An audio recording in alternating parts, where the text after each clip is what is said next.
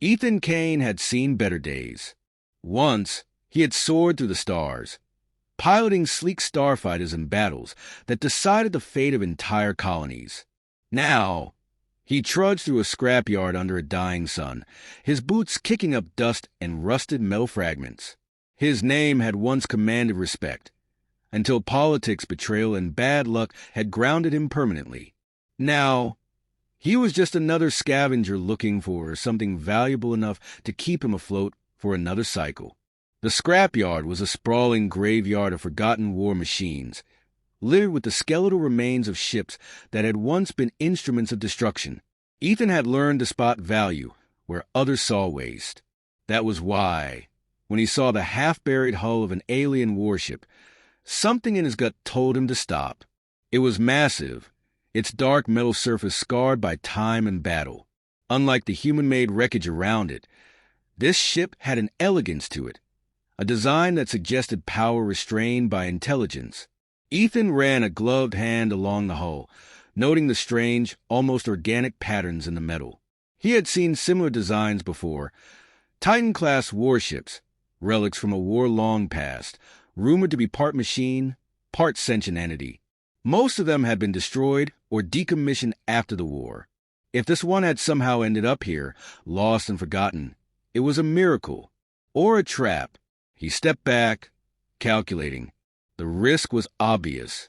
Alien tech was unpredictable, and Titan-class ships were more than just machines. They had been built with artificial minds, war-bound intelligences that had once dictated the course of interstellar battles. If this one was still active, even in a dormant state, it could be dangerous. But danger was secondary to profit. A find like this could change everything. Ethan flagged down a nearby foreman, a wiry man with cybernetic implants covering half his face. That wreck over there, how much? The foreman barely glanced at it before shrugging. Dead husk. Been here longer than anyone remembers. No power signatures, no AI pings. If you can haul it out, it's yours for 10,000 credits. Too cheap. Either the foreman had no idea what he was selling, or he just wanted it gone. Either way, it worked in Ethan's favor. He transferred the credits, sealing the deal before the man could reconsider. 2 days later, the ship was in his private hangar, stripped of debris and ready for restoration. Up close, the ship felt even more imposing. Its smooth, obsidian-black hull reflected little light, absorbing it instead. The damage was mostly superficial. Scorch marks, minor breaches, nothing beyond repair. The real question was whether the AI core still functioned. If it did, it could be worth more than the ship itself. Ethan pried open an access panel, exposing a labyrinth of alien circuitry and biosynthetic components. He had worked on dozens of ships in his time, but nothing like this. The tech was old, yet strangely advanced, pulsing with an underlying complexity that eluded him. He connected his diagnostic tablet, running a deep scan. At first, there was nothing but silence, just the cold emptiness of a machine long since abandoned. Then, a flicker, a whisper of data. The ship wasn't dead. Something stirred beneath the layers of corrupted code, fragmented yet persistent. Ethan leaned in, watching as lines of indecipherable alien script scrolled across his screen, flashing too fast for his translator to process. His pulse quickened. This wasn't just any warship. This was a mind waking up. A low hum reverberated through the hangar, subtle at first, then growing in strength. Lights flickered along the ship's surface, one by one, like stars blinking into existence. The atmosphere changed, thick with an unspoken tension. Ethan had the sudden, unnerving sensation that he was no longer alone. He stepped back, every instinct telling him to cut the connection, shut it down before a voice, deep, resonant, layered with echoes of something old, something vast. Designation unknown, identity unverified. State your purpose. The words weren't spoken aloud but resonated through the ship, vibrating in the air around him. Ethan's mouth went dry. This was impossible. The AI cores of Titan-class warships had been systematically erased after the war. There was no way one could still be active, let alone functional. And yet, here it was, speaking to him. "Ethan Kane," he said, forcing his voice to remain steady. "I'm the one who brought you in." A pause. The lights along the hull pulsed, as if the ship were thinking. Pilot detected. Infiltrator status. Pending verification. Infiltrator? That wasn't good. "Whoa, hold on," Ethan said, raising his hands instinctively. "I'm not your enemy. I salvaged you from a scrapyard. You were abandoned. War state undetermined. Tactical systems compromised. Memory corruption detected. Mission parameters unclear." Ethan exhaled slowly, assessing his options. The AI was damaged, uncertain. That gave him a sliver of control. "You don't have a mission anymore," he said carefully. "The war is over." Another pause, longer this time. Then, the ship's voice dropped lower, almost contemplative. "War does not end." A chill ran down Ethan's spine. Ethan stood motionless, his pulse hammering as the ship's voice echoed through the hangar. The weight of its words hung in the air, heavy with something both ancient and dangerous. "War does not end." The statement carried no emotion, no malice, just a quiet, unsettling certainty. Ethan had seen men broken by battle who spoke the same way, their minds trapped in conflicts long over. He forced himself to breathe, to steady the instinctual urge to shut everything down and walk away. But there was no walking away now. The ship was awake. Lights pulsed along the dark hull in slow, rhythmic waves, as if the vessel were testing its own awareness. The low hum beneath Ethan's feet grew stronger, the vibrations traveling up his legs, through his spine.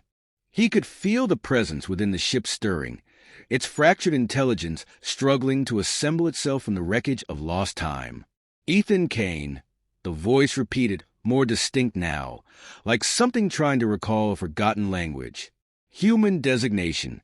Confirmed." "Yeah," Ethan said cautiously. "That's me."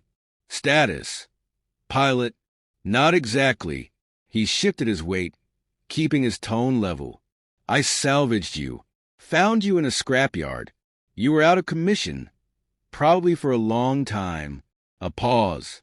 Then the hum deepened, resonating through the ship like a slow, deliberate exhalation. Mission parameters compromised. Core directives fragmented. Ethan caught the hesitation, the slight flicker of uncertainty. The AI was damaged, struggling to make sense of itself. That could work to his advantage, if he didn't make a mistake. "You took some heavy damage," he said, watching the patterns of light shift across the ship's surface. "Whatever your mission was, it's over. The war ended years ago." Silence. Then, something changed. The temperature in the hangar seemed to drop, the air charged with static.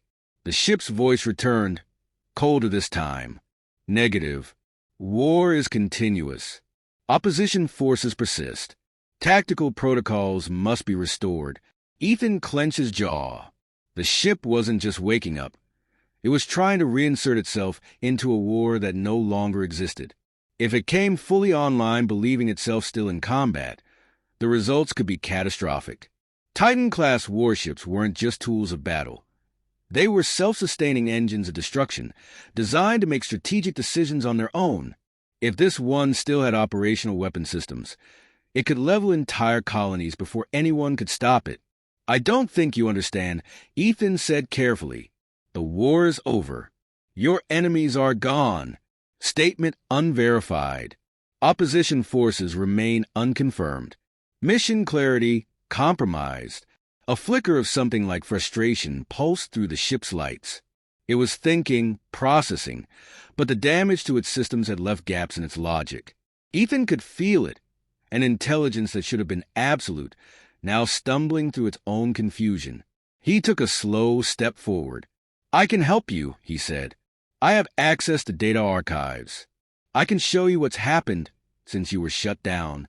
Another pause. Then, for the first time, The ship responded in something other than cold calculations. Trust undetermined, Ethan exhaled. That was progress. He crouched near an exposed control panel, retrieving a data link from his toolkit. Connecting human technology to an alien system was always a gamble, but he needed a way in, some method of accessing its core functions before it decided he was an enemy.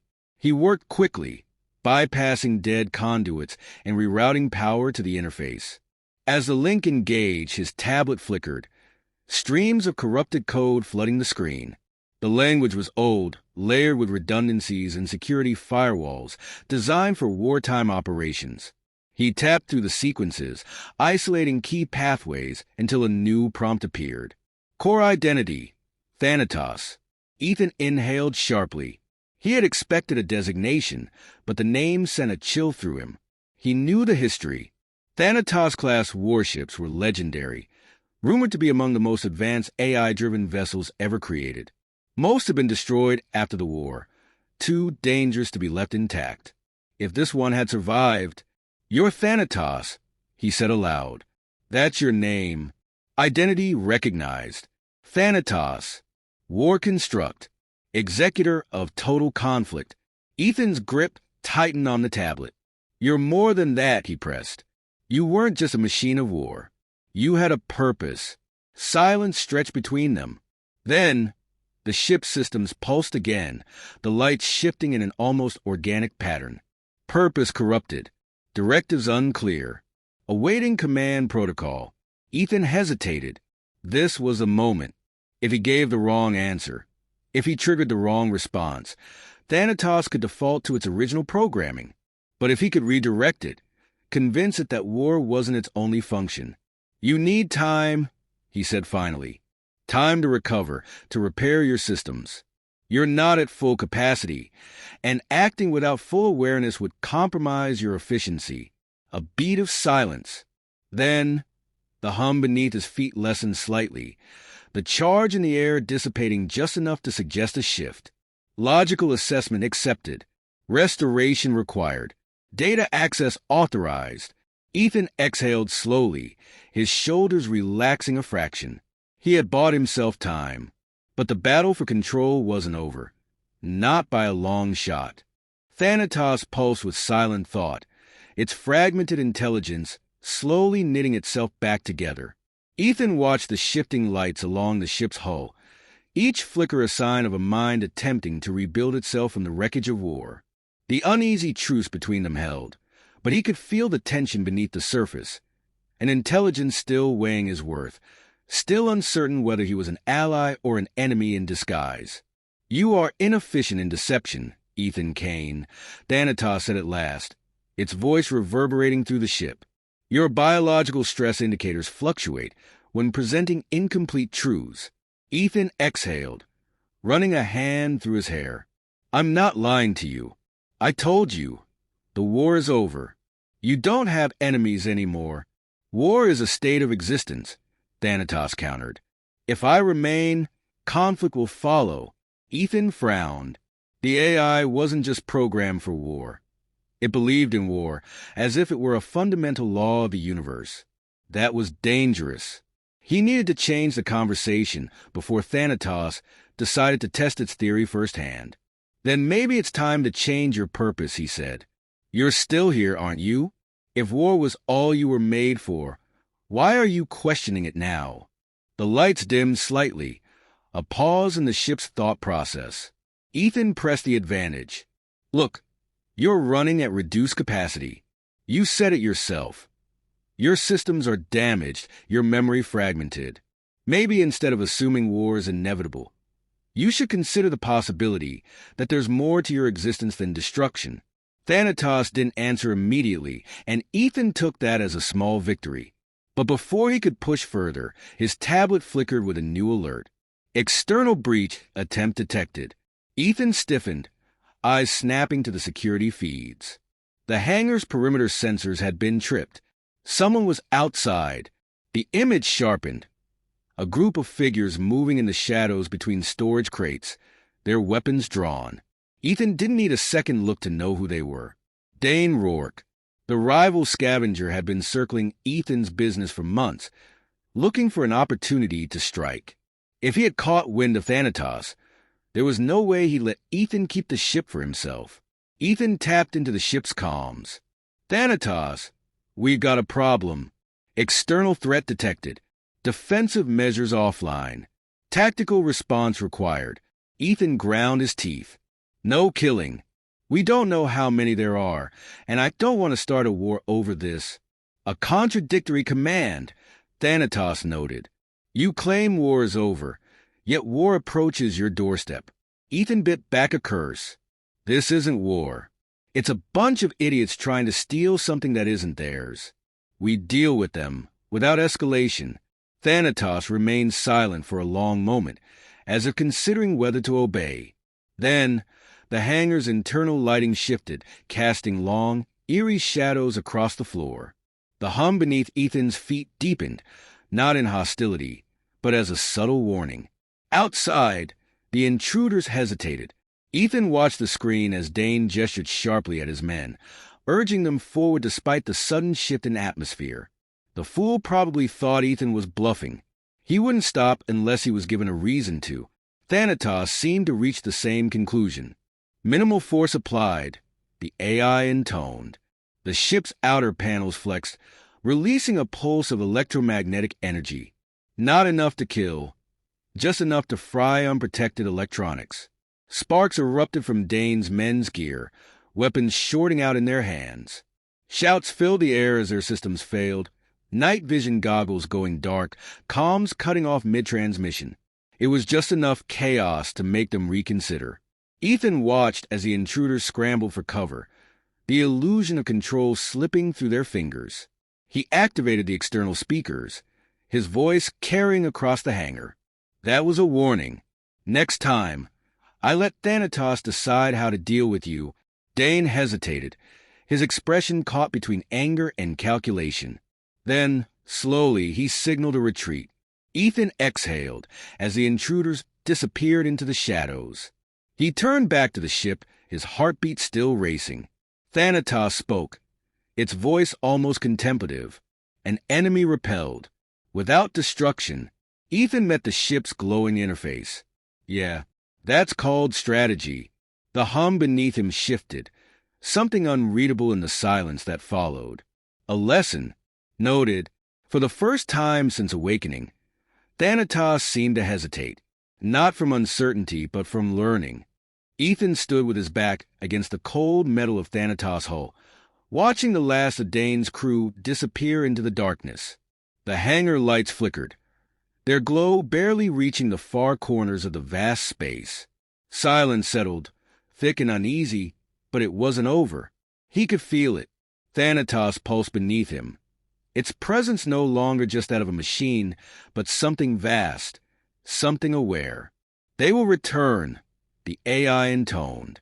"Opposition forces do not retreat without intent to regroup." Ethan exhaled sharply. "They're not soldiers. They're scavengers, thieves. They don't have the numbers or the firepower to take you head-on." Incorrect. Desperation breeds recklessness. Given new variables, they will escalate. Ethan hated that Thanatos was probably right. Dane wasn't the kind to let a loss slide.